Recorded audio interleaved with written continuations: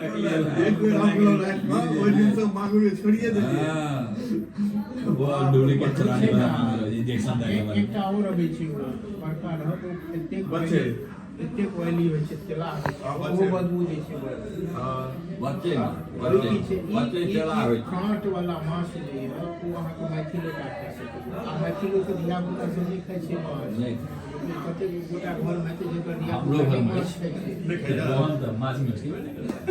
can't वाला रोहन वो सब 200 रुपया के कांट वाला माछ निरोग होइ छै पौष्टिक होइ छै छोटा माछ खवा छै छोटा माछ आके आप लोग बिना काटक माछ छानि लै छै ना ओमे काट नहीं छै कांट वाला माछ जे छै प्रोटीन का बेस्ट प्रोटीन सोर्स के भरपूर प्रोटीन का गड़िया पीठ वाला माछ होइ छै दुनू चीज वो सब अहाँके प्रोटीन का बेस्ट सोर्स सब होइ छै बहुत कारगर रिसोर्स छै अब बाबू बुझबै बुझबै दुआरा मन बुझबै आइए तो सब तरह के माछ भेटै छै ओइ मोर पाइनक स्वाद छै हवा पाइन के स्वाद गाड़ी से चलो वो आदमी जे रहे छै आगू में भेट गेले बस रोक के ओकरा त चढ़ा लेलिए ई लड़का के बाप रे रह गेला पाछू बात से सरवन ठाकुर सब